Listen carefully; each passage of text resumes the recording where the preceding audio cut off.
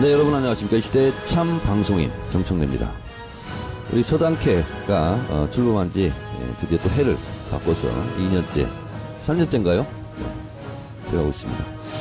오늘은 특별 게스트, 영어로 치면 스페셜 슈퍼 게스트 정세현 전 통일부 장관 모시고 새롭게 조성된 한반도의 평화 그리고 국제정세에 대해서 이분의 탁견을 좀 들어보는 그런 시간을 갖도록 하겠습니다. 정세현 장관님 오셨습니다. 네, 안녕하십니까. 네. 오랜만입니다. 저의 이 휘황찬란한 소개에 대해서 어떻게 생각하십니까? 무슨, 예, 좀 과장이 좀 심하시네. 과장보다도요, 제가 부장, 국장의 시각으로 봤을 때도, 제 말씀은 온당하다, 이렇게 생각하는 이유가, 제가 그래도 적어도, 서강대 공공정책대학원의 북한 통일정책학과 석사입니다, 제가. 그래서. 정영철 교수 이런 데 있는데. 예, 저의 사부가. 네. 서강대 김용수 교수. 예. 그리고, 6.1제 전 통일부 장관도. 강의를 하셨겠죠. 저한테 와서 강의를 해서, 제가 거기서 학점을 또 A+를 받은 것도 있고, 이종석 장관. 이분이 김영수 교수의 고등학교 후배더군요. 용산고등학교? 네. 그래요, 맞아요. 네, 그렇습니다. 네, 그래서, 맞아요. 그분들의, 여러 가지, 학문적, 업적, 이런 부분도 훌륭하지만, 우리 정세현 장관님은 그 학문적인 업적 위에 실무를 또 했기 때문에, 현실 감각도 매우 뛰어나서, 한반도의 대북관계, 국제정세, 이 부분에 대해서는 전 세계에서 최고의 권위자다. 이렇게 생각합니다. 무슨 전 세계? 정말 왜냐면, 한반도 문제는 미국 사람들 잘 모르잖아요. 중국 사람들도 잘 모르고. 그래서 오늘 정세현 장관을 모시고 새롭게 조성된 이 관계를 우리가 어떻게 잘 대처해 나갈 것인가 하는 것을 여쭤보도록 하겠습니다. 근데 그 말씀에 대해서 제가 한 가지만 좀 보충 설명을 드리면 한반도 문제에 대해서 미국 사람이 잘 모른다고 이렇게 단정적으로 얘기하는 조금 한계가 있습니다만은 우리한테는 한반도 문제, 남북관계, 한반도 안보 상황이 죽고 사는 문제이기 때문에 우리는 아주 미세한 것까지 다 챙겨서 봅니다. 그렇습니다. 근데 미국 사람들의 입장에서 볼 때는 이 한반도 문제는 정책적 우선순위가 상당히 떨어지는 문제예요. 그렇습니다. 그렇기 때문에 그 사람들은 대충 그냥 이 얼개만 만들어 놓고 나머지는 상대방을 이제 밀어붙이면은 자기네 그 방식으로 문제가 해결되리라는 희망적 관측을 하면서 정책을 만드는 경향이 많이 있어요. 그러니까 우리 언론도 조금 그런 데 대해서는 좀 반성을 좀 해야 되는 것이 무슨 일만 생기면 미국의 전문가들한테 가서 코멘트를 따가지고 막 사진까지 내고 좀 대대적으로 보도를 하거든요. 이번에 지금 남북 간의 회담이 재개될 수 있는 그런 이제 환경이 되니까 미국의 전문가들이라고 해서 6사람인가 10사람인가를 인터뷰를 해서 사진까지 내고 한 그런 그 신문사가 있습니다. 그걸 보고 참, 한심하다. 한심이 아니라 미제가 좋은 것은 6.25 후에 미제가 좋은 것이 있었어요. 껌. 네. 초콜릿. 네. 그 다음에 미제 트럭. 네. GMC 트럭. 청바지는 그때도 좋았습니다, 미제. 그래요? 네. 서울 사람들은 청바지를 입었구나. 우리는 청바지를 보지를 나는 아주 농촌에서, 살았기 때문에. 그건 좋지만은 미국 사람들의 다른 나라 상황에 대한 판단과 분석과 대책은 굉장히 거칠어요. 네, 그렇습니다. 우리가 그걸 기준으로 해서 우리의 외교 정책이나 대북 정책을 수립한다는 것은 조금 문제가 있다고 봅니다. 그러니까 제가 2015년도에 미국 의회를 방문해서 스티브 샤벳 당시 공화당 아태 소위원장을 만났는데 잘 몰라요. 그리고 전 아태 소위원장도 만나서 보니까 그렇게 디테일에 강하지 않더라고요. 그러니까 우리는 미국이 국제 정치의 거의 전부지만 미국 입장에서 한반도의 문제는 그냥 아태 소위원회에서 주로 결정을 하고 그냥 미국의 입장은 일부다. 이런 생각이 좀 들더라고요. 많은 문제지. 그러니까 미국이 관여하고 있는 아태 문제, 많은 문제 중에 하나이고, 네. 예, 하나일 뿐이고, 그리고 거기서는 자기네 힘으로 뭐 군사력이 됐건 경제력으로 밀어붙이면은 자기네 방식으로 해결될 수 있다고는 기본적인 전제를 깔고 정책을 구상을 합니다. 네. 그러니까 우리가 그거 참고하는데 그런 걸 다 감안해서 참고할 거 참고할 거 무시할 거 무시해야 되는데 제가 우리는 대북 정책, 한반도 정책에 관한 한 국산이 제일 좋다. 그러니까 지금 제가 아까 말씀드린 부분에 대해서 본인이 스스로 셀프로 미국 사람보다는 내가 최고 전문가다. 이 말씀을 굉장히 지금 길게 좀 하시는. 또 그렇게 되네. 부분이 있는데 그 말씀이 맞는 것이 미국의 전략연구소에서 나오는 미국 무슨 전문가라고 해서 미국발로 나오는 기사들이 그 전략연구소가 일본이 돈을 많이 내는 재단 연구소라고 그러더라고요. 그래서 우리에게 우호적이지도 않다. 이런 생각이 들어서 우리 문제는 우리 전문가한테 물어봐야 되겠다. 그래서 정세현 장관을 모시고 몇 말씀 나눠보도록 하겠습니다. 단도직입적으로 김정은 위원장의 신년사를 어떻게 평가하십니까? 예, 금년도에는 남북 관계를 작년과는 다른 방향으로 풀어나가려고 하는 의지가 확실하게 읽히는 신년사입니다. 네. 물론 이제 그렇게 되게 된 데는 작년까지 해서 핵 미사일 능력을 확실하게 미국과의 협상에서 절대로 밀리지 않을 정도로 강력한 핵 미사일 능력을 구비했다고는 자신감의 토대에서 나온 거긴 하지만 작년 11월 29일 화성 네, 그렇죠. 15호 발사 이후에 우리는 핵무장을 이제 완성했다. 국가 핵무력 완성이라고 그랬죠. 네. 이제 그거의 연장선상에 나온 거기 때문에 우리는 사실은 조금 기분은 안 좋죠. 네. 저희들 이제 작년까지 해서 핵과 미사일 능력을 미국에게도 위협적이 될 만큼 만들어 놓고 그다음에 남한과는 대화를 하자고 하는 그런 이제 얘기이기 때문에 좀 기분은 안 좋지만 그래도 우리는 금년 한 해만이라도 또 남북 관계를 좀 안정적으로 관리해가면서 국민들이 안보 불안감을 상대적으로 적게 느끼면서 살 수 있도록 해준다면 그건 우리로서는 나쁘지가 않아요. 네. 그리고 이제 북핵 문제는 어차피 그 하루 아침에 뭐 1, 2년 사이에 해결되는 문제가 아닙니다. 네. 그래서 지금 북핵 문제가 불거진 지가 92년, 91년부터 나왔기 때문에 이게 4반세기가 넘는 그렇습니다. 얘기예요. 그것은 좀 지난 다음에 네. 제가 여쭤보도록 하고요. 북한이 왜 핵을 만들려고 했던가. 지금 이제 오늘 새롭게 나오는 이제 단어가 통미봉남에서 통남 향미하는 거 아니냐. 통미, 예. 새롭게 나온. 통남 향미. 예, 아니. 남쪽을 통해서 미국과, 관계 개선을 한다. 예, 예. 아니, 근데 사실은 향미라고, 누가 새로 지금 말을 바꾼 말인데, 처음에 북한이 대남 제의를, 이렇게 회담 제의를 이렇게 하고 나서니까 일부 전문가들이, 이건 통미봉남, 아니, 통미봉남 하던 북한이 통남 복미로 가려고 한다 하는 식으로 이제 해석을 했어요. 네. 걔네가 바로 그 다음 날인가, 김어준의 뉴스 공장에서 그 얘기를 했네요. 네. 이거는 통남 복미가 아니라 통남 통미 전략이라고 봐야 된다. 한국을 통해서 다시 미국과도 통을 나오는 거니까, 이게 우리한테는 어떤 점에서 기회가 될 수 있고, 바로 남한과의 관계를 개선해서 미국과의 대화의 물꼬도 트고 이렇게 하는데 우리가 징검다리 역할을 할 수 있다면 바로 북핵 문제 해결 과정에서 대한민국의 역할이 커지는 거다. 네. 그러니까 이건 바람직한 거고. 어쨌든 뭐 저들은 핵무장을 했다. 완성했다. 우리는 핵보유국이다.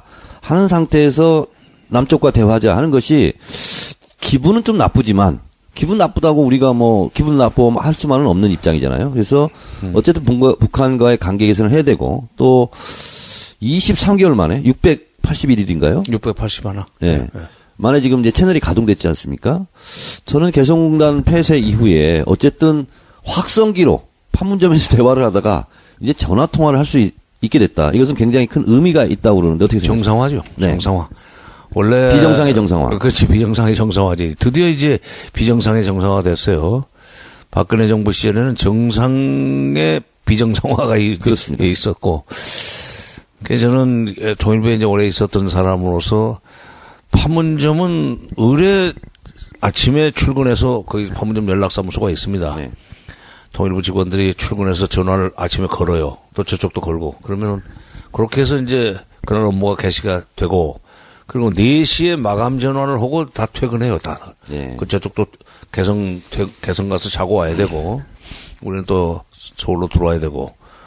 근데 그게 아침 9시 전화, 4시 전화, 그거 하는 동안에, 별일이 없으면은 그냥 4시에 끝나지만은, 특별히 우리가 북쪽에 무슨 제안을 해놨는데, 아직 답이 안 온다. 그럴 경우에 4시에 전화를 하면서 평양으로부터 무슨 지시가 없냐 그러면은 만약 있으면 좀 기다려. 오늘 좀 늦을지도 모르는데 평양서 뭐 곧 뭐가 올 것 같으니까 서로 우리 기다려 봅시다. 이런 그 움직임을 수시로 이제 그 뭐 보고를 받고 이 얘기를 들었던 사람으로서 판문점이 꽉 막혔다고 그러니까 야, 이거 정말 참 완전히 이게 무슨 6.25 직후 상황으로 가는 건가라는 그런 불안감이 있었어요. 그러니까 남과 북이 함께 숨 쉬었던 숨구멍이 막힌 거죠. 그렇지. 네. 근데 이번에, 그 개통이 됐는데 나는 뭐 김정은 위원장의 대남 제의로해서 우리가 대북 제의를 했고 그래서 판문점이 열렸다고 보지는 않습니다. 이거는 문재인 대통령이 그 6월 달에 무주 태권도 대회에서 장홍 위원장 왔을 때 그때 평창 올림픽 그 참가를 권유하고 그걸 위한 회담을 하자는 얘기를 하지 않았어요? 그리고 이제 7월 6일 날 근데 그때까지만 해도 장관님. 아니 그러니까 장홍 위원장이 스포츠 위에 정치가 있다고 그랬어요. 스포츠 위에 정치가 있다고 그랬는데 어쨌건 그때 평창 올림픽을 화두로 해서 남북 간의 대화를 하자는 얘기를 6월 달에 하고 7월 6일 날 베를린 구상에서도 얘기를 하고 또 그걸 이어받아서 7월 17일 날은 국방장관 회담 뭐 적조 회담 얘기지만 또 작년 12월 19일 날인가요? 그 평창 가는 기차 속에서 또 평창 얘기를 또 했단 말이에요. 그걸 위해서는 한미연합훈련을 연기할 수도 있다. 미국한테 우리가 이미 얘기를 해놨다 하는 얘기. 이게 다 북한 보고 오라는 얘기거든. 그렇죠. 그러니까 문 대통령이 6월 달부터 이 남북 관계를 스포 평창을 계기로 해서 관계를 복원하자는 데서 이제 북한이 비로소 1월 1일 화답을 해온 거고 네. 화답을 해왔기 때문에 우리로서는 준비가 다 돼 있는 만큼 시간을 끌 필요 없다고 그래서 이제 그야말로 28시간 만에 답을 했더니 또 그거 가지고도 시비를 걸대요. 어디야, 손석희, JTBC 1월 2일 날인가? 토론회에서. 신년 특집에서 김성태 자유한국당 원내대표가 뭐 그렇게 급하게 답변을 하냐고 그러는데. 그분은 그 이후로 혼수 성태가 됐어요.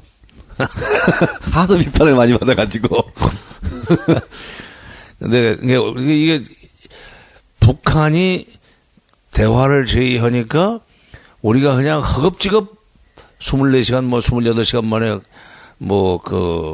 감지독점에서 쫓아간 것이 아니라 작년 6월부터 쭉 얘기했던 거에 대한 답이 6개월 만에 나온 거고. 네. 그러니까 우리가 당연히 다 준비됐던 시나리오에 따라서 대화 제의를 한 거고. 북쪽도 하루 만에. 그러니까 우리 문재인 정부에서 6개월 동안 끊임없이 화해의 손길을 내밀었고. 그렇죠. 네. 그거에 대해서 북이 화답을 했기 때문에 우리는 그 상태에서 곧바로 환영 메시지를 냈고 국무회에서도 환영 메시지를 냈고 곧바로 지금 이제 거의 LT 광속도로 지금 남북 관계가 지금 매일매일 뉴스가 쏟아지고 있습니다. 이런 적이 없었죠, 거의. 밀당도 없이. 그래요. 네. 좀 다른 얘기인데요. 신년사가 북한에게는 굉장히 중요한 어떻게 보면 방향 메시지하지 않습니까? 김일성 주석은 육성으로 신년사를 했고 김정일 위원장은 육성으로 한 적이 없고 김정은 위원장은 계속 육성으로 텔레비에 나와서 양복 입고 하거든요. 이렇게 발표하는 형식이 김정은만의 어떤 그 독특한 이 형식에 대해서 뭔가 우리가 가져야 될 메시지는 있습니까? 김정일 때는 그 신년사를 읽지를 않았어요. 네. 그때는 노동신문, 네. 청년보, 그다음에 그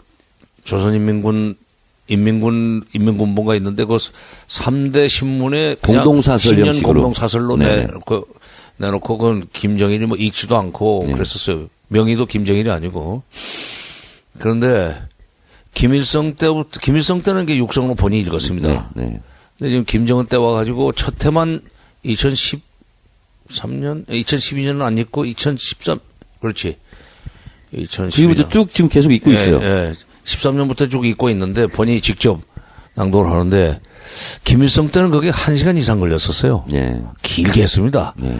근데 지금 김정은 시대로 와서는 30분, 23분에서 30분 그 사이로 이제 왔다 갔다 하는데 짧기 때문에 우선 그 분석하는 우리는 직업적으로 그걸 분석을 해야 되고 나름대로 이제 전망을 하고 또 대책을 세워야 되는 습관이 붙어 있는 사람으로서는 이 짧게 하니까 좋긴 좋대요. 근데 이번에 몇 번 읽으셨어요? 예? 몇 번 읽으셨어요? 몇 번이요? 신년사.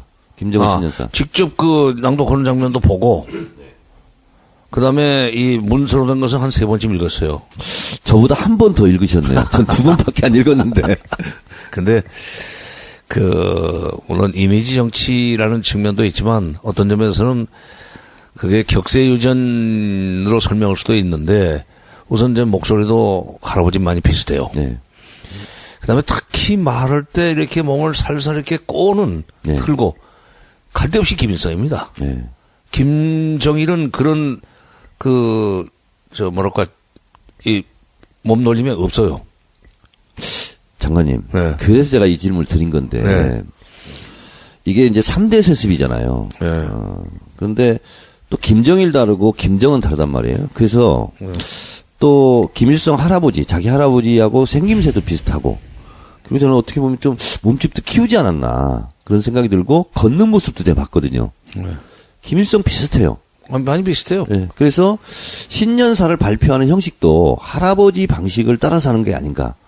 그러니까 일종의 그 북한 주민들이 가지고 있는 김일성에 대한 향수 그걸 자극하려고 하는 거 아닙니까? 그것을 자극해가지고 자기에 대한 지지를 높이는 그런 걸 쓰긴 하는데 그게 억지로 연출해서 되는 건 아닙니다. 네. 북한 주민들도 다 알죠. 그러니까 뭔가와는 조금은 차이가 있지만 역시 김일성을 생각하게 하는 그런 것이 이게 타고나는 거예요. 젊은 김일성을 보는 듯한. 그렇지. 그리고 이제 김일성이 30대 초반에 소련군 장교 출신으로 들어왔던 거 아닙니까? 네네. 1945년 10월 10일 그렇지. 평양 열성자 대회에서 그렇지. 열렬한 환영을 받았죠. 그래요.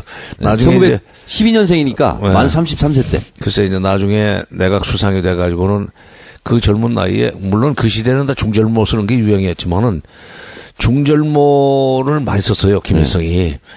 나중에 나이 들어서는 여름에도 또 중절모를 쓰고 겨울에도 쓰고 그러는데 이 김정은 위원장은 그 바로 그 할아버지를 연상시키기 위한 패션인 것 같아. 네. 중절모를 좋아해요. 네. 근데 이제 모자를 쓰는 그것도 많이 닮았습니다. 약간 뒤로 뒷짐지고 있는 것도 김일성 비슷해요.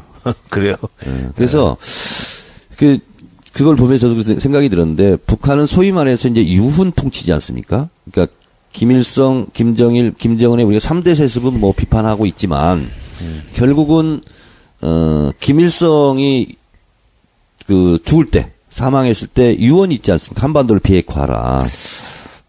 이 부분을 김정은이 지금 이제 어쨌든 핵무장을 한 상태에서 물론 그것을 비핵화하는 과정이 너무나 복잡하다고 어렵겠지만 어쨌든 김일성, 김정일의 유훈 통치를 하고 있다고 보십니까? 그 핵 문제에 관해서는 조금 입장이 바뀌었을 것 같습니다. 예. 이미 가진 상태이기 때문에. 가진 상태이기 때문에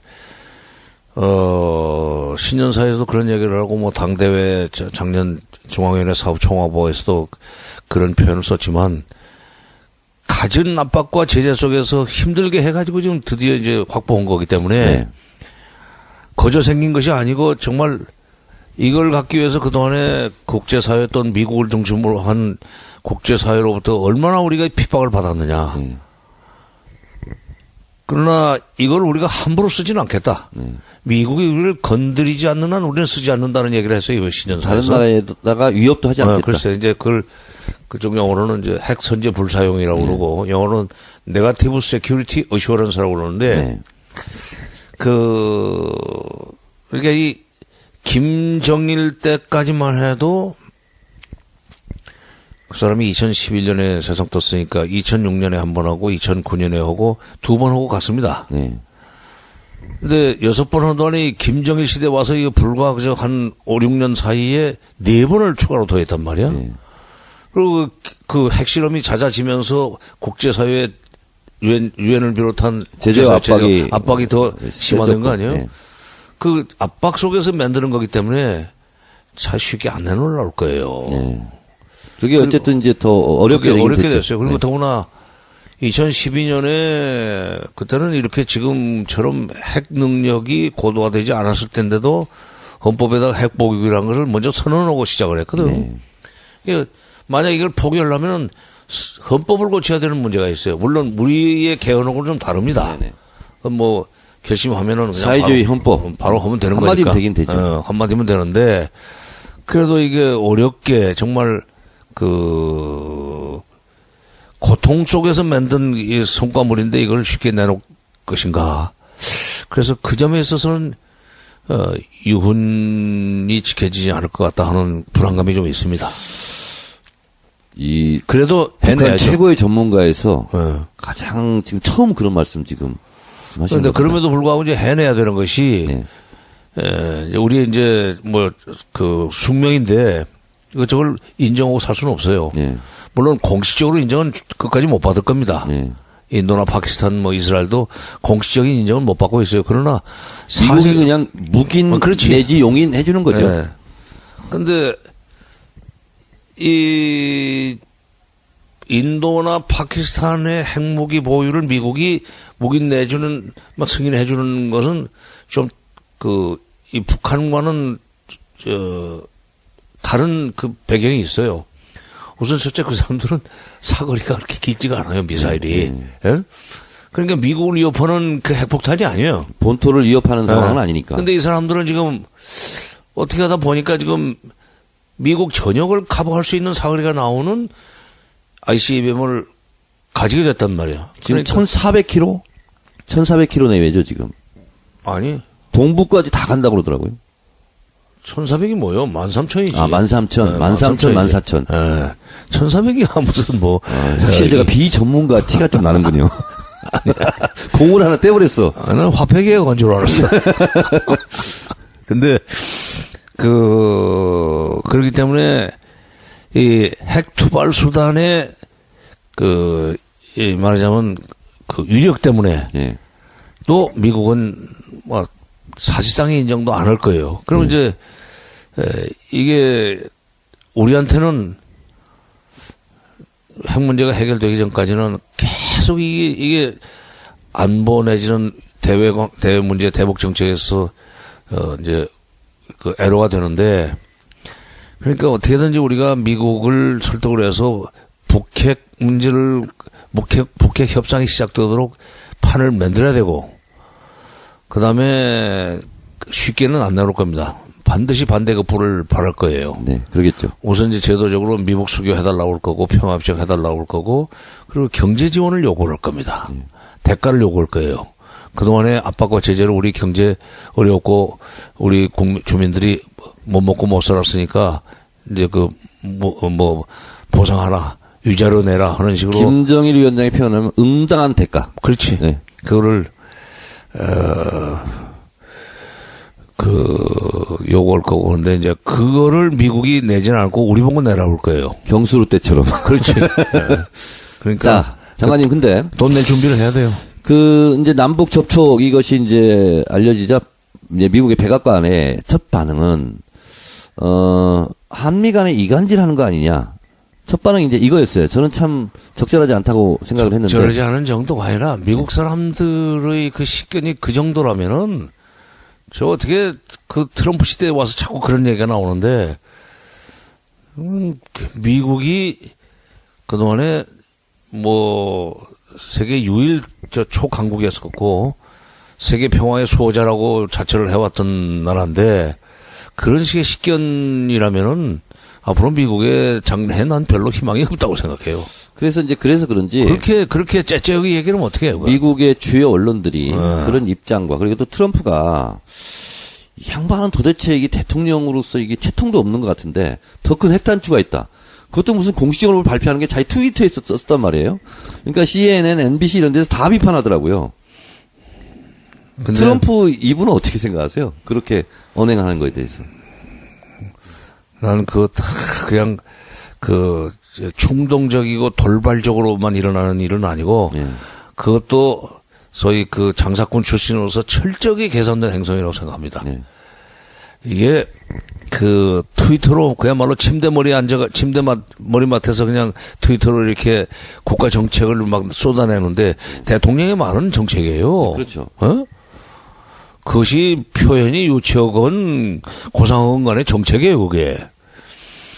근데 그렇게 해놓으면은 그야말로 트럼프를 상대하는데 관련 국가들이 굉장히 지금 힘들어져.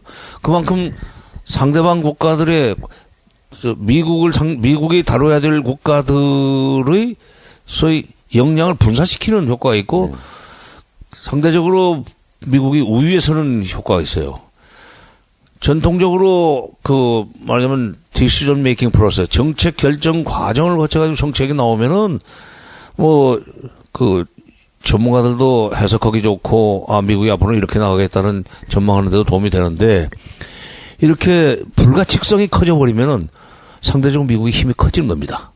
어디로 어느 뒤통수를 때릴지 모르니까. 근데 문제는 워싱턴 포스트에서 팩트 체크를 했답니다. 지금까지 트럼프가 트위터 쓴 것에 팩트가 틀린 게 1,900건이래요.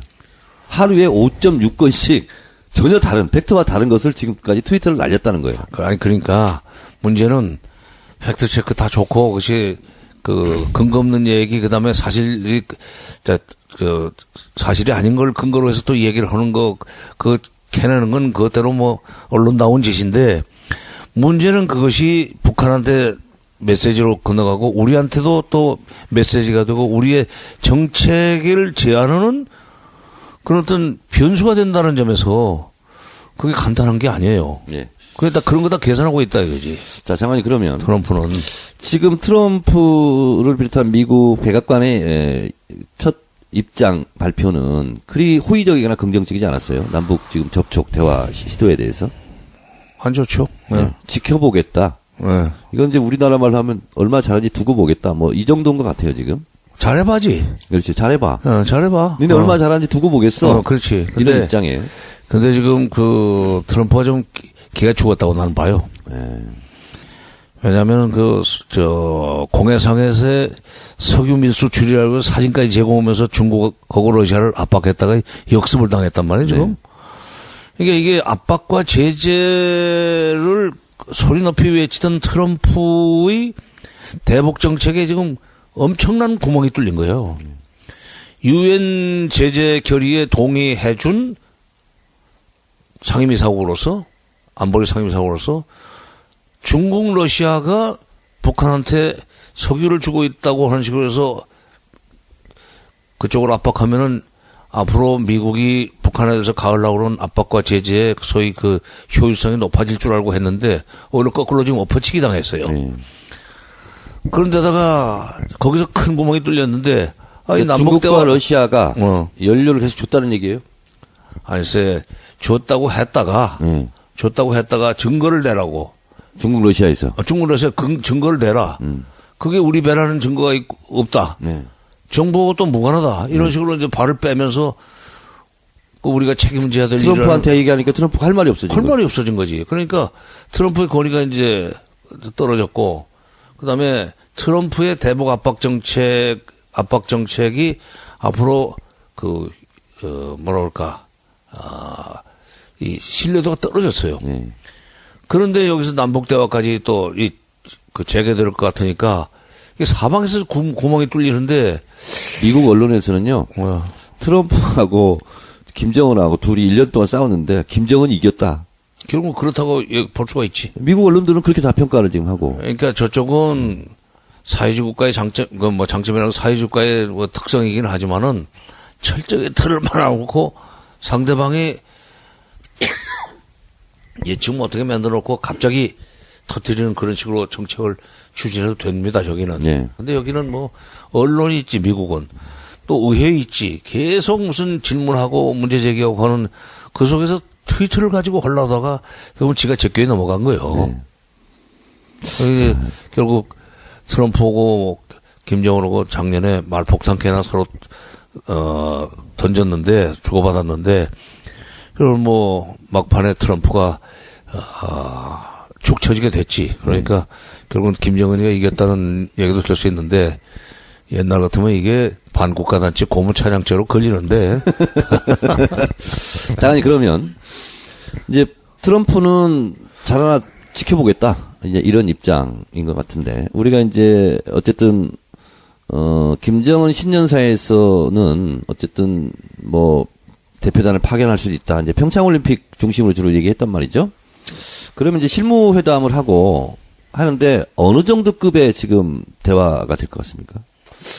일단 이거는 장관급으로 시작할 것 같아요. 그럼 저쪽은 통전부 김영철 내려옵니까? 아니지. 조국 평화통일위원회 위원장. 아, 조평통이 내려옵니까? 네, 리성건? 네? 리성건 정도가 내려옵니까? 나오리라고 봐요. 왜냐면 그 박근혜 정부 시절에 우리 쪽에 그 6.1제 장관 시절입니다. 네. 6.1제 장관 그렇지. 저기에 남북대화 하자고 그러는데 저쪽에서 조평통 서기국장을 내보냈어요. 네. 그랬더니 우리 쪽에서는 그 6.1제 장관이 조평통 서기국장은 그 내 상대가 아니다. 네. 그거는 뭐 차관급이 하니까 내가 상대 안 해. 그러니까 통전부장 나와. 이렇게 그때 이제 됐단 급의 문제가 그때 네? 있었어요. 그때 급의 문제를 가지고 급의 논란이 나왔죠. 문제였는데 바로 그때 그 사실은 근데 그 전에 90년대 초에 있었던 남북 총리급 회담에 조평통 서기국장이 사실상 장관급으로 행세를 했고 장관급으로 우리가 인정을 했었습니다. 90년대 조평통 서기국장 직함으로 총리급 회담에 대변인도 했던 네. 안병수예요. 안병수, 안경호. 네. 안병수, 안경호인데 그때는 안병수로 행세를 했었지. 근데 그 사람을 사실상 우리가 조평통을 통전부의 대외 증명으로 인정을 하고 서기국장이면은 뭐 장관급이다. 근데 사회주의 국가의 무슨 국이라고 하는 것은 우리 중앙부처의 무슨 뭐 이사관급의 국장 그거는 다릅니다. 그렇죠. 좀 달라요. 그 서기국장을 갑자기 우리 쪽에서는 차관급 이하다 하는 식으로 하면서 배제를 하니까 2010 작년인가 재작년인가 2016년인가 바로 이런 오늘 같은 일 이번 일과 같은 상황을 얘기를 했는지 조국 평화통일위원회를 당 통전부 산하에서 떼가지고 내각의 기구로 만들었어요. 아, 예. 그리고 이제 그 위원장 저 감투를 주고 그 자리에다가 통전부의 뭐 김영철 통전부장 그 당비서에 대남비서에 뭐 오른팔이라고 그러는데 뭐 통전부에서는 부부장이나 했는지 모르지만 조국 평화통일위원회 위원장 감투를 씌워놨기 때문에 내각의 위원장이면은 상급입니다. 그러면 우리 통일부 장관의 맞상대가 조평통 위원장입니다. 조평통 위원장이 이제 됐어요. 네. 그러면 지금 이제 그것이 사람들이 헷갈릴 수 있는데 조평통 위원장이 우리의 통일부 장관 격이면 통전부장은 그럼 우리로 치면 어느 급입니까? 그 공산주의 국가에서의 그 당 비서는요. 네. 장관 몇 명을 거느리는 사람들입니다. 그렇죠. 예. 여기 저 중국에서도 거기는 이제 서기라고 그러는데. 네. 당석이. 당서기는 그러니까 그다음에 당의 부장들은 이쪽 그 정부 쪽의 그 부장들보다도 급이 높아요. 내각 쪽에. 그렇지. 내각 쪽의 부장보다 높아. 보통 그쪽의 부부장이 장관급하고 같은 걸로 돼 있으니까. 그러면 김여정이 지금 부부장이잖아요. 선전선동부. 네, 선전선동 부부장이잖아요. 네. 그러면 한 대체적으로 내각으로 치면 뭐 우리 이제 뭐 문공부 장관급으로 이제 뭐 행세를 하려고 할 수도 하면은 있겠네요. 할 수도 있죠. 네. 자, 그러면 보통 이제 지난번에 무슨 체육대회 행사에 북한의 체육지도위원회 있잖아요, 당. 예. 그 위원장 정도가 같이 그럼 내려올까요? 아니, 조평통 체육지도위원회는 당이 아니에요. 그게 국가기관이에요. 국가기관. 예, 국가체육지도위원회예요. 네, 체육지도위원회. 예, 그러니까 국가체육지도위원회고 그게 우리식으로 보면 체육부 장관급이죠. 네. 예. 그러면 실무회담을 한다. 그러면 이제 쉽게 얘기해서 북한은 리성건 정도가 내려올 것 같다. 예, 이성건이 이제 수석대표가 되고, 네. 그 다음에 체육 문제를 하기 위해서는 체육지도위원회 위원장이 거기 뭐 그 아래로 들어갈 수는 없고, 네. 왜냐면 뭐 당 서열로는 체육지도위원회 위원장이 된 그 최휴가 더 높을 겁니다. 네. 근데 최용해가 했던 거거든. 네네. 2014년 아시안 게임 때는 최용해 그 비서가 국가체육지도위원회 위원장 자격으로 왔었어요. 그렇습니다. 예. 그러니까 그 자리를 지금 최휘가 물려받았는데, 그 이제 최용해 측근이라고 그러죠. 그 사람이 무슨 이성건 밑에 회담 대표로 오지는 않을 거고, 같은 레벨로. 체육 문제를 다루는데 그 밑에 무슨 뭐 부부장이나 우리식으로 온다면 차관보급이 오겠죠. 자, 그러면 김여정은 내려올 가능성이 있습니까, 없습니까? 글쎄요, 그거는 상상력이 좀 너무 풍부한 사람이 얘기한 것 같아요. 왜냐면 직책상 관련이 없어요. 예. 직책상 직무상 관련이 없어. 선전선동부예요, 거기는. 네. 그러니까 뭐 김정은의 가장 이 친애하는 동생이기 때문에, 직계 동생이기 때문에 상징성 면에서 보낼 수도 있다 그러는데, 글쎄 뉴스거리는 되겠지만은 지금 무슨 역할을 합니까? 에이. 자, 그러면 이번은 철저하게 우리가 이제 가속 페달을 밟다가 사고 날 수도 있다고 그래서 평창 올림픽에 국한에서 회담을 해야 된다 하는 의견도 하나 있고, 아니다. 적어도 우리나라 통일부 장관이 좀 나가서 앞으로의 의제 설정이라든가 이런 것도 같이 논의해 볼 수가 있다. 근데 어떻게 보시고 어떻게 해야 된다고 생각하세요? 일단 이 대표단은 아마 3명 내지 5명을 꾸려질 겁니다. 네. 저 장관급이 되면 네. 우선 평창 문제니까 체육 관련 당사자가 있을 거고, 네. 그다음에 그 체육 관련 담당자라면 최위가 내려올 가능성이 있습니다. 아니, 그거는 이제 급 때문에 네. 그렇죠. 그냥 그 밑에 사람 보내면 되는 거 아니에요. 네. 그리고 우리도 그렇지만은 이 회담장의 수석 대표야 뭐 대표단들은 본인들이 다 결정하는 것이 아니라 결국 훈령을 받아야 되니까. 뒤에서 다 지휘소에서 대통령 결심 받아가지고 이렇게 지시 내리고 하는 거니까, 최희는 오히려 편하게 앉아가지고, 회담 일선에 나가 있는 자기 수하, 그러니까 대표가 보고하는 거 듣고, 그건 그렇게 하라. 그리고 이제 그 결정 내리기 전에 김정은 위원장한테 이제 보고해서 승인 받고 답을 주겠죠. 이런 식으로 회담을 하는 거니까, 최희가 꼭 일선에 나설 필요는 없어요. 특히 우리하고 달라가지고 북한의 경우에는 실세들은 뒤로 앉아 있습니다. 실세들은 뒤로 앉아 있고, 앞에 나오는 사람들은 어떻게 보면은 적절한 비유인지 모르지만 PD들은 다 안 보이고, 탤런트들이 화면에 왔다 갔다 하는 거고 비슷해요. 진행자들만 나와서. 장관님, 그러면 우리도 그러면 이게 이제 장관급이냐 차관급이냐 이걸 가지고 또 이제 관심도 많아요. 장관급으로 시작하는 게 좋을 것 같아요. 왜냐하면 자꾸 그 단계만 많아지면은, 그렇죠. 단계가 많아지면 빨리빨리 진척을 못 시키니까. 그럼 우리는 통일부 장관 정도. 이나 왜냐면 올림픽에 관련되니까 도종환 문화부 장관도. 근데 이제 거기는 체육 전문가가 가야죠. 체육 전문가가 가야지. 그러니까 도종환 문화부 장관이 스포츠맨 출신이라면 뭐 괜찮은데, 그분은 또 시인 아니에요. 그러니까 진짜 문화인이지. 그러니까 체육인이 가야 되겠죠. 체육 쪽에 밝은 사람. 수석 대표는 누가 될 가능성이 많습니까? 아니, 수석 대표는 이렇게 고위급 회담이라고 했기 때문에 당연히 저쪽에서 어저께 판문점 전화 개통하는 것도 리성건 조국평화통일위원회 위원장이 직접 나와서 발표하지 않았어요. 대북 제의를 통일부 장관이 한 데 대해서 좀 저쪽에 조평통 위원장이 직접 나와서 하는 거 보면은 그 두 사람이 결국 수석 대표가 되는 것이 수석 대표를 하고 뭐 차석급으로 체육 관련 차관 내지는 차관급 내지는 차관복급을 네. 같이 이게 체육 관계 그다음에 또 무슨 여러 가지 그 앞으로 해야 될 일이 많이 있으니까 네. 나는 틀림없이 저쪽에서 군사훈련 문제 얘기를 꺼내라고 봐요. 그 부분인데요. 네. 이제 그러면 그 관련 그 대응을 할 수 있는 인원이 그 대표단이 사실 있어야 됩니다. 이제 곧 이제 다음 질문인데요, 제가. 네. 이제 평창 올림픽만 관련해서도 이제 실무적인 걸 여러 가지를 얘기해야 되는데 예를 들면 여기 체류 비용을 우리가 대주냐 안 대주냐. 왜냐하면 미국에서는 제재와 압박을 하고 있는데 우리가 그 돈을 비용을 대준다. 미국의 기조상 한미동맹상 그런 분위기를 해칠 수 있거든요. 아, 그거는 어떻게 생각하세요? 현금 주는 거 아니고 네. 여기서 이용만 할 수 있도록 해주기 때문에 네. 편의 제공에 불과하기 때문에 네. 그거 가지고 무슨 유엔 제재를 이 위반했다는 식으로 하면은 그건 말이 안 되고. 근데 이제 정부에서 직접 비용을 대주는 것보다는 민간 차원에서 이렇게 에이, 민간에서 돈을 어떻게 모읍니까?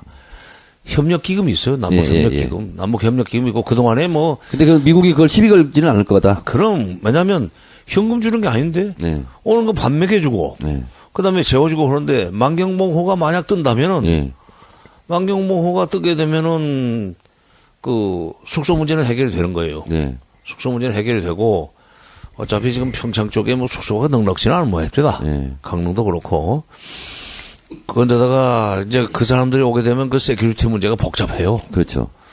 그러니까 차라리 만경봉호를 강릉 근처 어디 항구에다 대고 동해 바닷가에 대고 출퇴근하는 식으로 부산 아시안게임 때 그렇게 했습니다. 네, 그렇습니다.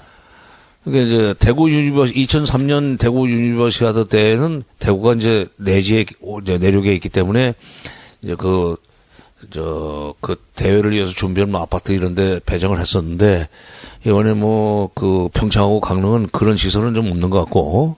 제가 봤을 때는 강릉이나 속초에 정박을 하고. 그렇죠. 버스로 왔다 갔다 그리고 하면. 저 사람들이 자기네 뭐 응원단도 올 거예요. 네. 응원단이라든가 선수단을 관리하는데 그게 훨씬 편하니까. 네. 그렇게 되면은 과거의 경험으로 볼 때, 식자재. 네. 이거는 우리가 줘야지. 네. 손님인데. 네.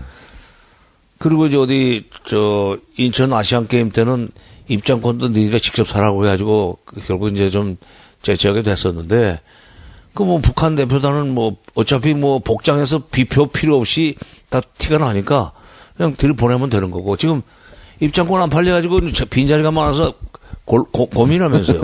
그러니까 그거 가지고 유엔 제재 시비 걸 수는 없고, 네. 뭐 그런 것은 장관급 회담에서 얘기하는 게 아니라 나중에 이제 그 일전 전체 회의 한번 하고 그 실무회담은 별도로 국장급 정도로 해서 그러면 다음 주에 한번 합시다 해가지고 거기서 결론 나요. 어쨌든 이제 그 부분은 뭐 1월 29일까지가 데드라인이라니까 그렇게 어찌어찌 이제 그것은 뭐 실무회담 잘 될 것 같은데, 방금 말씀하신 중국은 계속 쌍중단을 얘기했습니다. 그리고 이제 한미 연합 군사훈련 이것이 이제 뭐 평창 이후로 연기는 되겠지만 북한의 입장으로서 연기 가지고 만족을 할 수가 있는 게 아니잖아요. 그렇죠. 그럼 어느 정도 축소를 할 것이냐.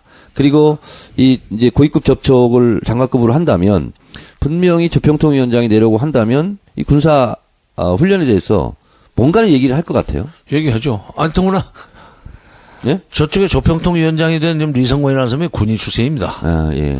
어저께는 양복을 입고 나와서 얘기를 하던데, 원래 그 군복 입은 사람 유니폼 출신이지. 예. 아니, 김영철 지금 통전부장 대남비서의 측근이라니까 그 군인 네. 출신이에요. 네.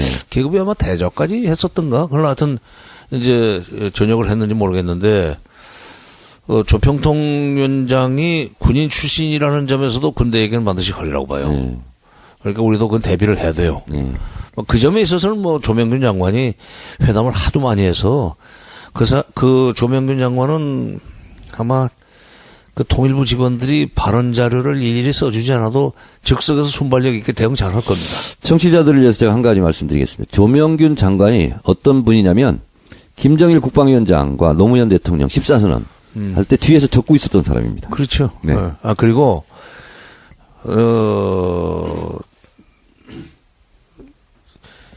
내가 통일부 장관으로 있을 때 그 교류협력국장이에요. 예. 철도도로 연결 문제, 그 다음에 금강산 98년이었고, 개성공단 그 준비, 예. 이런 거 실무 협상을 굉장히 많이 했습니다. 하여튼, 그때 집이 의정부였었는데, 집에를 갈 수 없을 정도로, 개성회담 끝나고 다음에 서울회담 해야 되고, 그 끝나고 나서 또 문산회담도 가야 되고, 또 저쪽에 또 설악산 회담 가야 되고, 내가 얼마나 너무 회담을 많이 하고 다녀서 집에는 못 가서. 그러면 한마디로 일 잘하는 통일 일꾼이다. 그렇죠. 그러니까 회담 경험이 아주 많기 때문에, 막상 남북 간의 회담이 열리면은 아주 조용하게 잘 끌고 갈 거예요. 장관님, 그러면 중간 생략하고, 예. 올해 남북 정상회담이 열릴 가능성이 있습니까, 없습니까? 글쎄, 그렇게까지 되면은 좋지요. 네. 근데 이제 그렇게까지 우리가 속도를 내려고 할 때 과연 미국이 매우 불편하게 생각할 가능성이 있어요. 자, 그러면은요, 이건 장관님만이 답변할 수 있는 거예요. 뭐 또. 김대중, 김정일 국방위원장이 네. 2000년에 했으니까 임기 중후반기에 했거든요. 그리고 노무현 대통령 김정일 정상회담은 임기 말에 했단 말이죠. 네. 임기 초에 하는 게 맞잖아요. 임기 초에 하는 게 좋죠. 그러니까요. 왜냐하면 합의의 합의 추동력, 네. 합의를 이행해 나가는 추동력을 확보한다는 점에서는 초기에 하는 게 좋고, 벌써 지금 금년에 해도 2년 차예요. 그렇습니다. 제일 바람직합니다. 네. 김대중 대통령이 3년 차에 하셨거든. 네. 그다음에 노무현 대통령이 이제 5년 차에 해가지고는 네. 내가 그때 그랬어요. 나도 그때 특별조영으로 갔었지만 이건 80의 생남이다.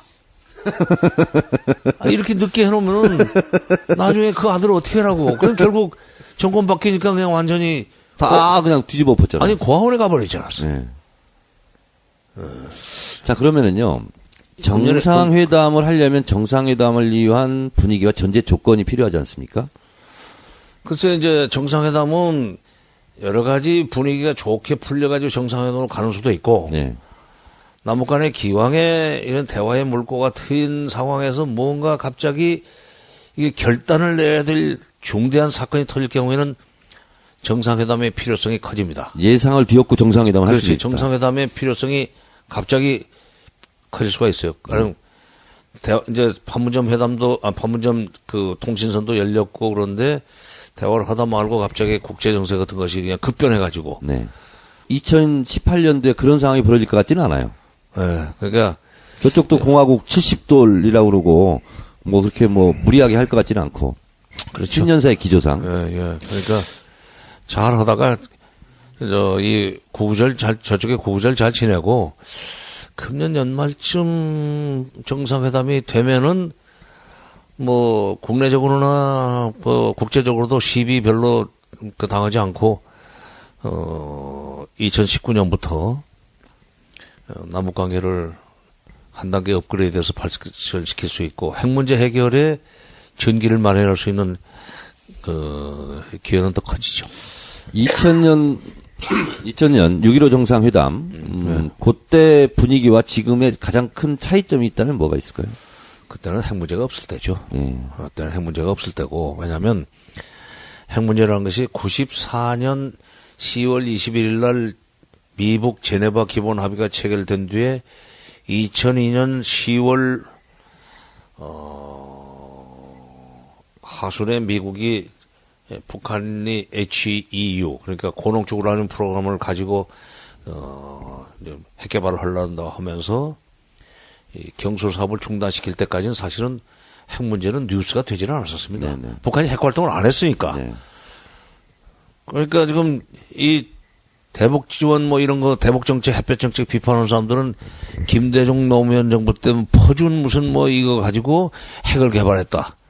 남북관계 정상회담 하면서 뒤로는 핵 개발했다 그러는데 말도 안 되는 거고, 그때는 핵 문제가 없을 때이기 때문에 정상회담을 하는데 그렇게 국제적인 그런 제약이 없었어요. 네. 근데 지금 이게 이제 북한이 핵을 가지고 있다고 하는 조건에서 공식적으로 인정은 우리도 할 수 없고 미국도 안 해주겠지만 그 상황에서 지금 핵 문제는 어떻게 할 것이냐. 남북 한 가지 정상회담. 그런데 그 문제가 나오면 2007년도 14정상회담 그때는 그 1년 전에 2006년 10월 9일 날 1차 핵실험을 했지 않습니까? 그 네. 상태에서 정상회담을 노무현 대통령부터 한 거란 말이죠. 근데 이제 그때는 이렇게 됐었어요.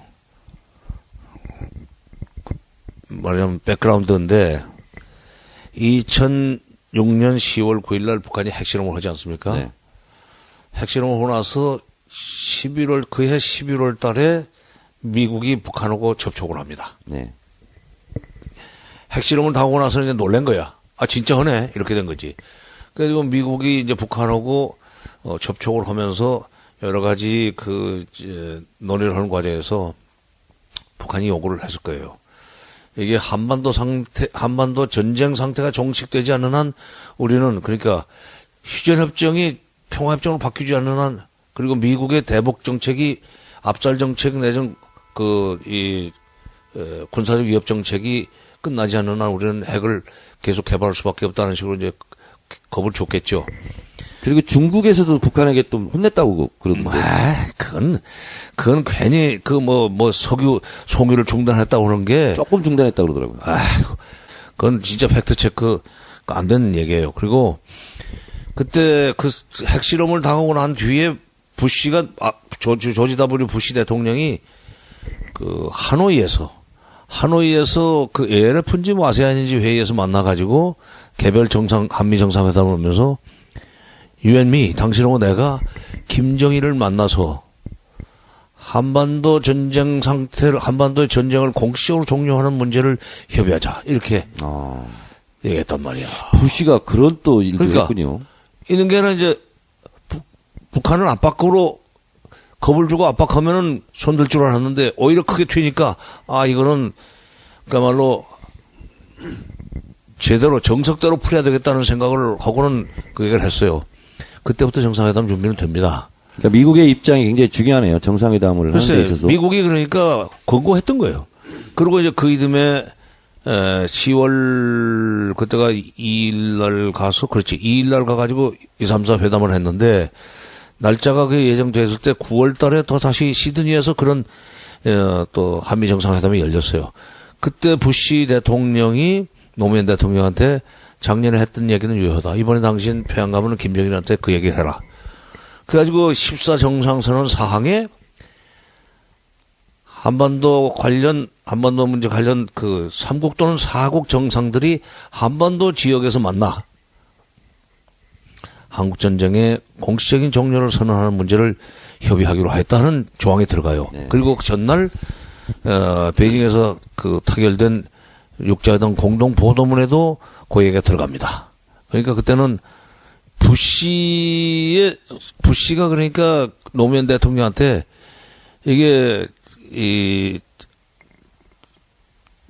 휴전협정을 이제 끝내고 평화협정 쪽으로 넘어가겠다는 그런 어떤 희망을 줘야만 북한이 핵 활동을 하지 않겠다 하는 판단을 하고 그건 지금도 유효하잖아요. 글쎄 지금도 유효하죠. 그러니까 그때는 그 부시 대통령이 그런 식으로 우리 한국 대통령한테 말하자면 위임을 한 거고 지금 트럼프는 그걸 할 것 같지 않아 가지고 네. 그 쉽지는 않죠.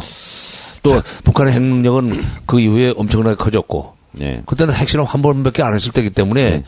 미국이 그렇게 해서라도 두 번째 또 그 뒤통수를 안 맞으려고 네.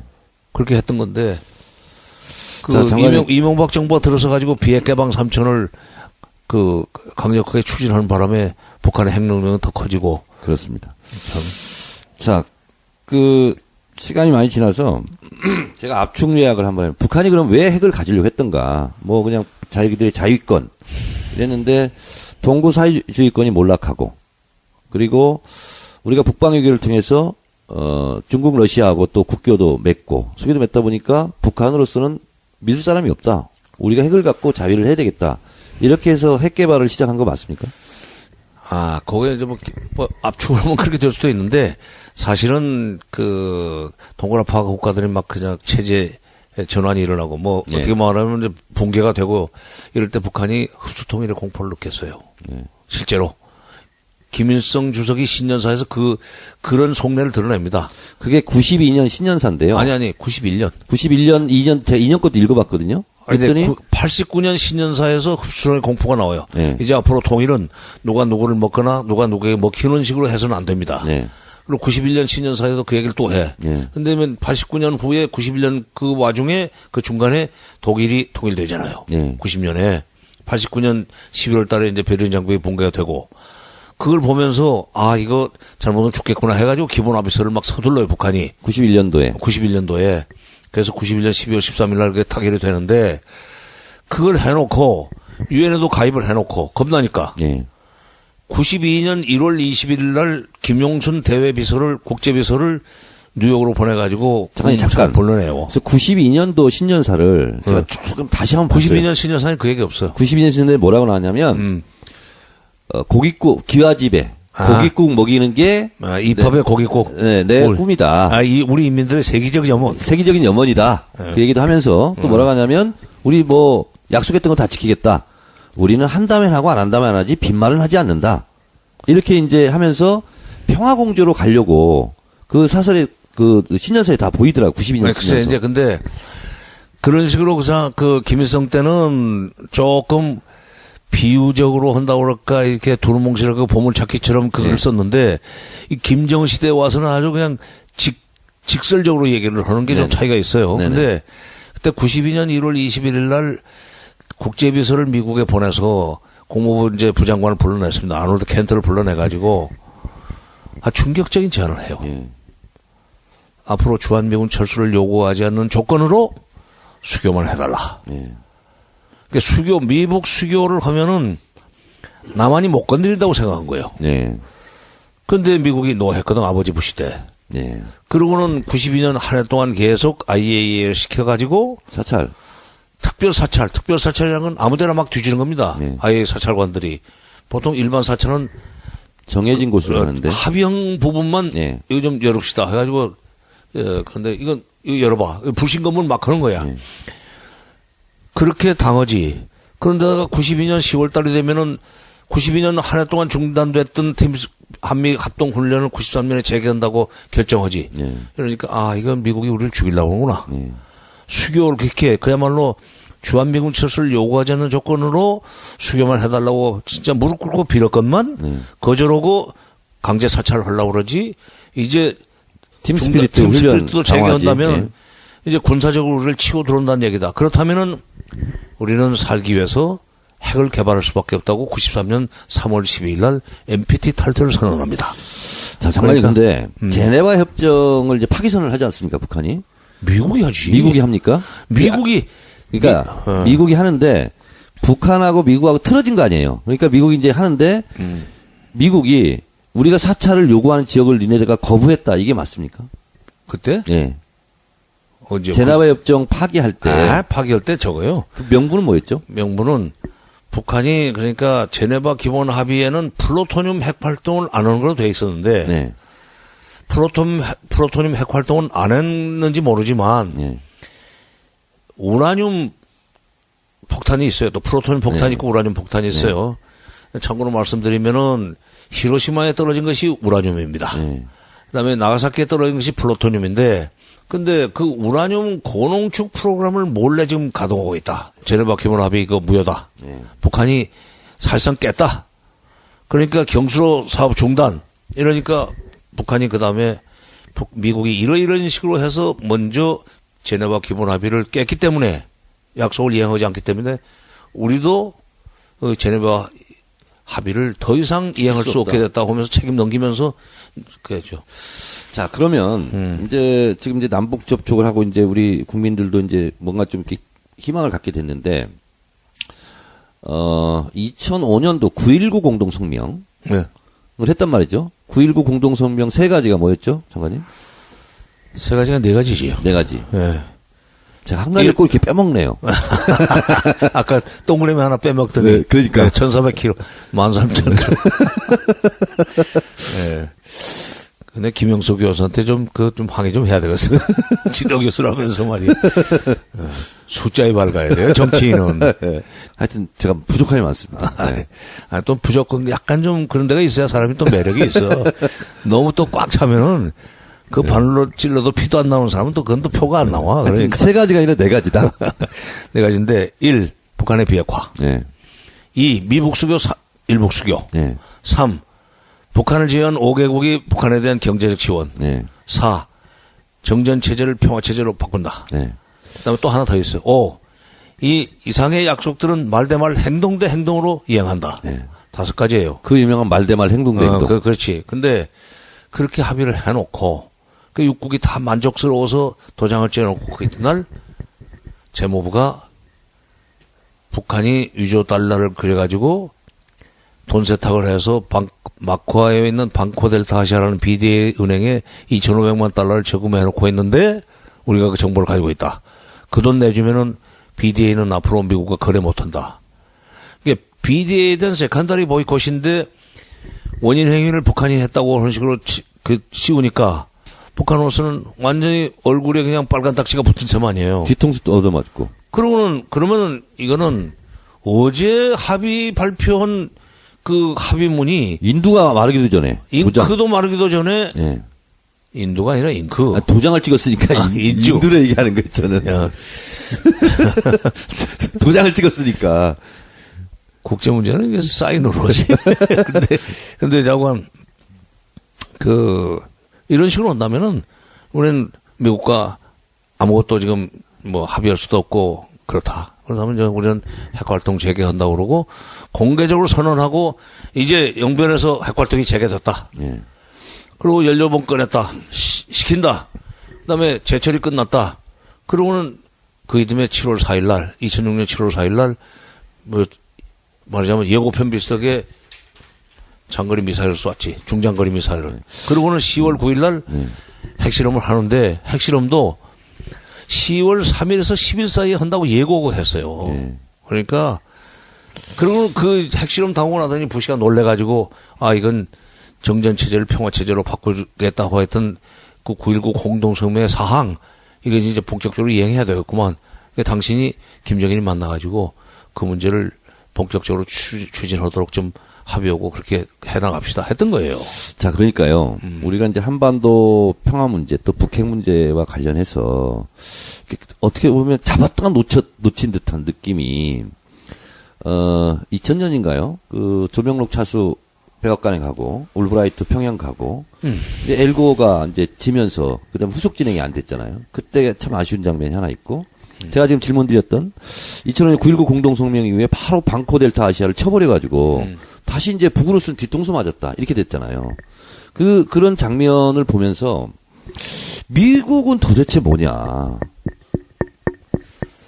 이런 생각이 들어요. 아니, 어제 사인해놓고 그 다음날 바로 쳐버려요. 글쎄, 그게 문제예요, 지금. 미국이, 그리고 이제 언제든지 그 책임은 상대방한테 넘겨요. 네. 강국이고, 소위 그 세계 언론 매체들이 미국만은 모든 것이 진실이라고 생각을 합니다. 네. 그리고 북한이 얘기하면, 이거 또 저 거짓말하네. 이렇게 돼 있어요. 네. 어떻게 보면은 지금 북한은 그런 이제 나쁜 딱지가 붙어 있으니까, 이게 북한의 말은 액면 그대로 써주질 않는 게 이제 좀 문제. 그래도 자관 그동안에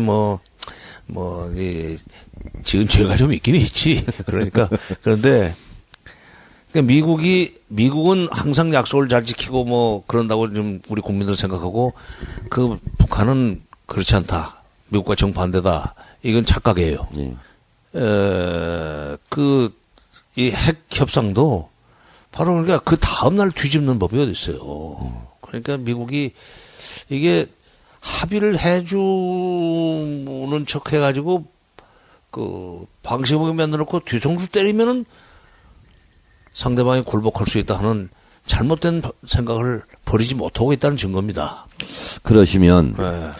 이제 어렵게 지금 재가동이 됐고 채널이 복원됐고 비정상이 정상화가 됐어요.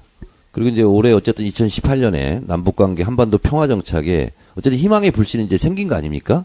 이걸 어떻게 우리가 관리해 나가야 되겠습니까? 관리를 하려면요. 네. 이전 정부 시절에 소위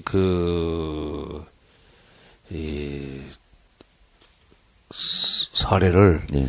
반면교사로 삼을 필요가 있습니다. 그러니까 남북관계가 좋았던 시절에도 우리가 놓쳤던 부분이 있어요.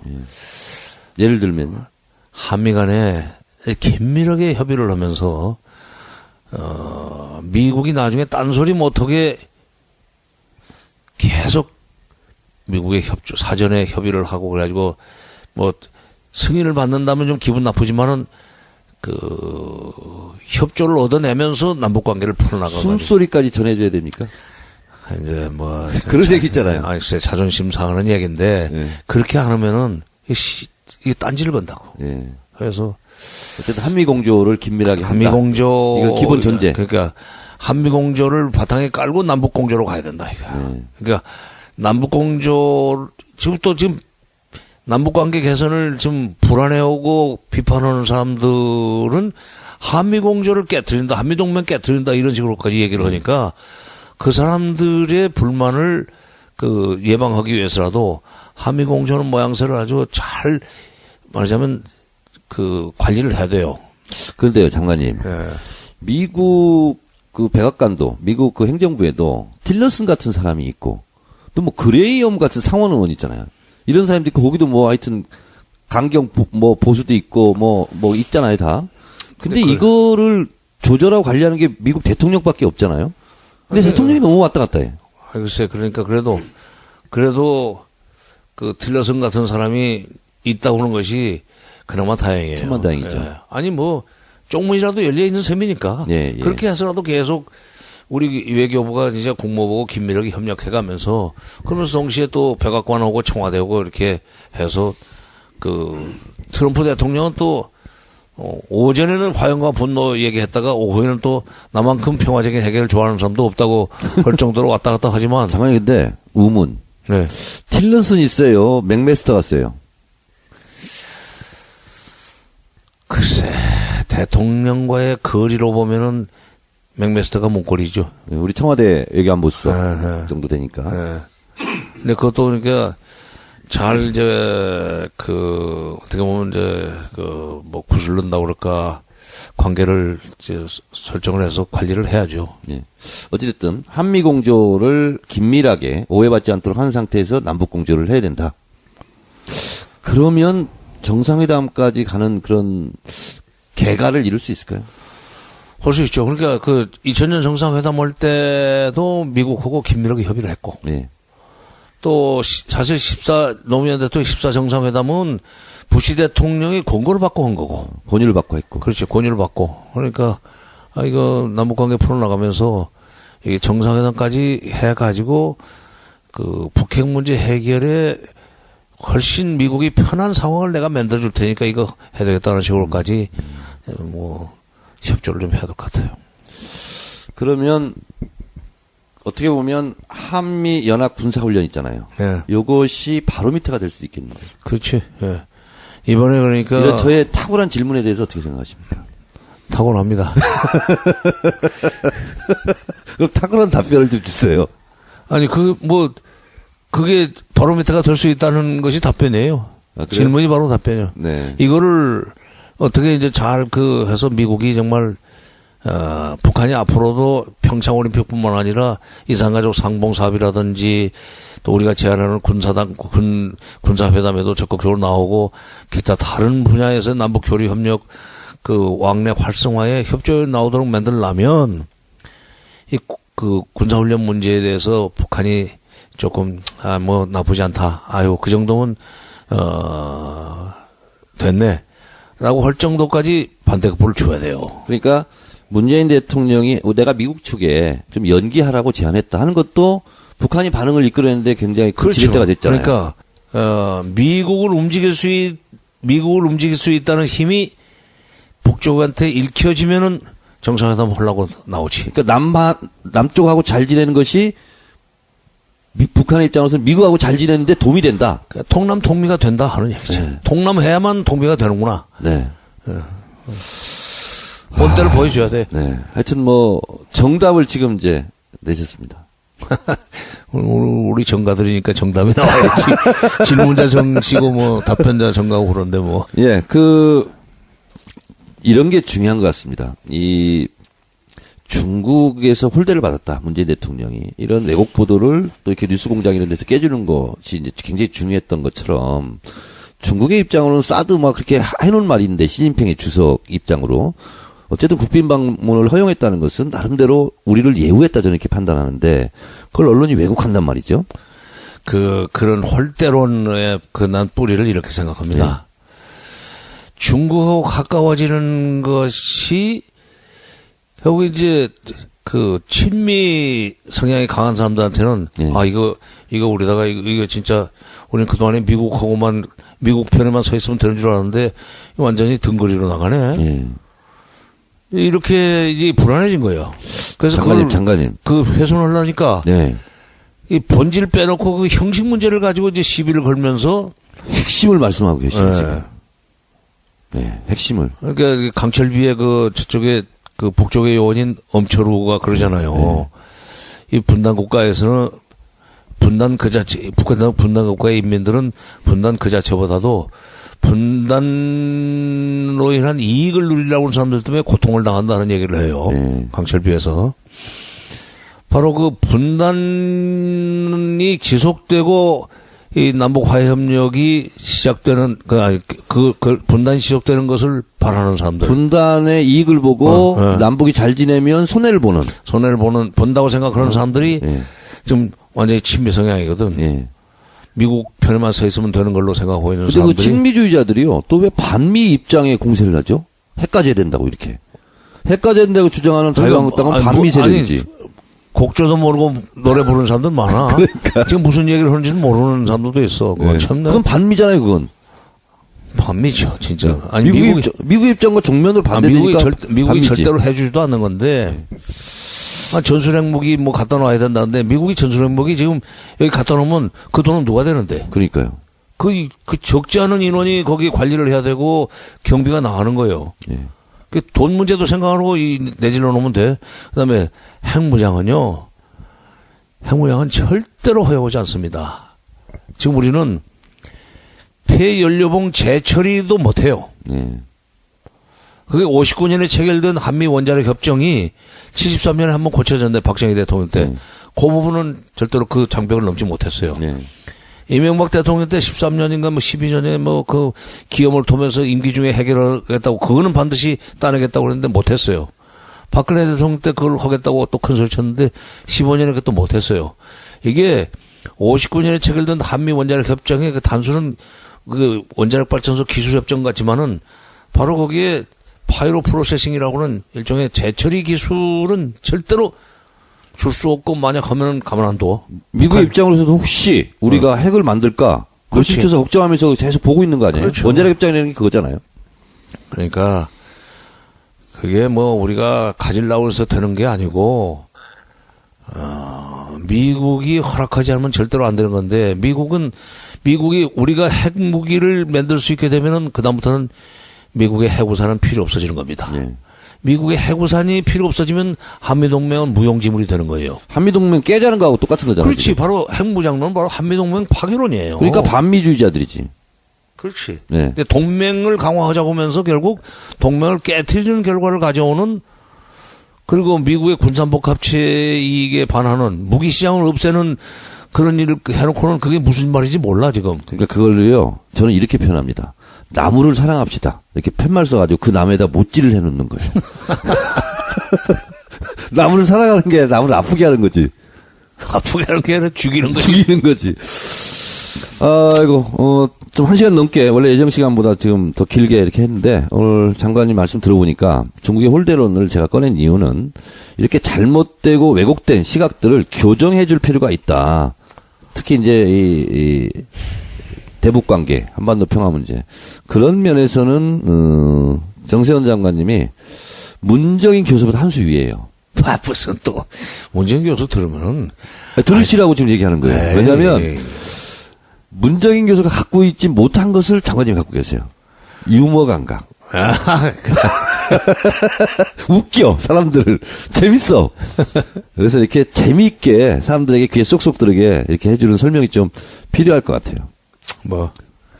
동의하시죠?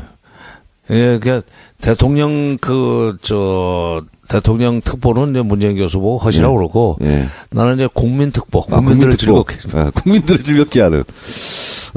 저는 국민사회자였습니다. 예. 자, 그러면 마지막으로 혹시 못다 하신 말씀이나 아니요, 여기 있으면 한 말씀 더 하시죠. 예, 시간도 뭐 많이 됐고. 그럼 끝내야 됩니까? 예, 그.